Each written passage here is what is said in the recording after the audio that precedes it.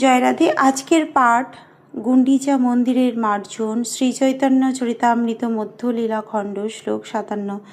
তবে রাই যাই সবে রাজারে কহিলা, প্রভুর আজ্ঞায় তার পুত্র লইয়া আইলা। সুন্দর রাজার পুত্র শ্যামল বরণ, কিশোর বয়স দীর্ঘ কমল নয়ন। পীতাম্বর ধরে অঙ্গী রত্ন আভরণ, শ্রীকৃষ্ণ স্মরণে দেহ হইলা উদ্দীপন। তারে দেখি মহাপ্রভুর কৃষ্ণ স্মৃতি হইল, প্রেমাবেশে তারে মিলি কহিতে লাগিল। এই মহাভাগবত যাহার দর্শনে, ব্রজেন্দ্র নন্দন স্মৃতি হয় সর্বজনে। তখন রামানন্দ রায় রাজার কাছে গিয়ে শ্রী চৈতন্য মহাপ্রভুর সঙ্গে তার সমস্ত আলোচনার কথা বললেন এবং মহাপ্রভুর নির্দেশ অনুসারে রাজপুত্রকে তার কাছে নিয়ে গেলেন।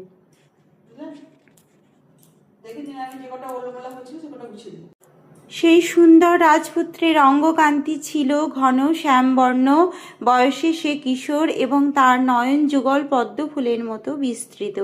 রাজপুত্রের পরনে পীত বসন, তার সারা অঙ্গে নানা প্রকার রত্ন আভরণ ছিল। তাকে দেখে শ্রী চৈতন্য মহাপ্রভুর হৃদয়ে কৃষ্ণ স্মৃতির উদয় হলো। তখন প্রেমাবেশে শ্রী চৈতন্য মহাপ্রভু তাকে বলতে লাগলেন, এক মহাভাগবত, একে দেখলে সকলের ব্রজেন্দ্র নন্দনের কথা স্মরণ হয়। কৃতার্থ হইলাম আমি ইহার দর্শনে, এত বলি পুনতারে কইল আলিঙ্গনে। প্রভু স্পর্শে রাজপুত্রের হইল প্রেমাবেশ, শ্বেত কম্প অশ্রু স্তম্ভ পুলক বিশেষ। কৃষ্ণ কৃষ্ণ কহে নাচে কর এ রোদন, তার ভাগ্য দেখি শ্লাঘা করে ভক্তগণ।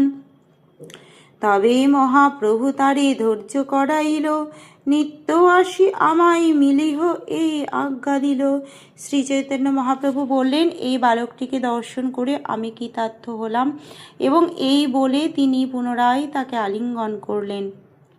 শ্রী চৈতন্য মহাপ্রভুর স্পর্শে রাজপুত্রের প্রেমাবেশ হলো এবং তাঁর অঙ্গে শ্বেত কম্প অশ্রু স্তম্ভ পুলক আদি ভগবত প্রেমের লক্ষণগুলি দেখা দিল। কৃষ্ণ কৃষ্ণ বলে সে তখন নাচতে লাগলো এবং রোদন করতে লাগলো। তার সৌভাগ্য দেখে ভক্তরা তার গুণগান করতে লাগলেন। তখন শ্রী চৈতন্য মহাপ্রভু তাকে স্থির করালেন এবং প্রতিদিন সেখানে এসে তার সঙ্গে সাক্ষাৎ করতে নির্দেশ দিলেন। বিদায় হইয়া রায় আইল রাজপুত্র লইয়া, রাজা সুখ পাইল পুত্রের চেষ্টা দেখিয়া।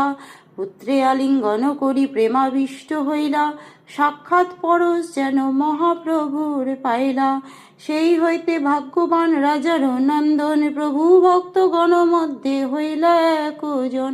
তারপর শ্রী চৈতন্য মহাপ্রভুর কাছ থেকে বিদায় নিয়ে রামানন্দ রায় রাজপুত্রকে নিয়ে রাজপ্রাসাদে ফিরে এলেন। তার পুত্রের কার্যকলাপের কথা শুনে রাজা অত্যন্ত আনন্দিত হলেন। পুত্রকে আলিঙ্গন করে রাজা প্রেমাবিষ্ট হলেন, যেন তিনি সাক্ষাৎ শ্রী চৈতন্য মহাপ্রভুর স্পর্শ পেলেন। তখন থেকেই সেই ভাগ্যবান রাজকুমার শ্রী চৈতন্য মহাপ্রভুর ভক্তদের মধ্যে একজন বলে গণ্য হলেন। আজকের পাঠ এই অবধি। ভজ শ্রীকৃষ্ণ চৈতন্য প্রভু নিত্যানন্দ, শ্রী অদ্বৈত গদাধর শ্রীবাসাদি গৌর ভক্ত বৃন্দ। হরে কৃষ্ণ কৃষ্ণ কৃষ্ণ হরে হরে, হরে রাম রাম রাম হরে হরে। জয় রাধে জয় রাধে জয় রাধে জয় রাধে জয় রাধে।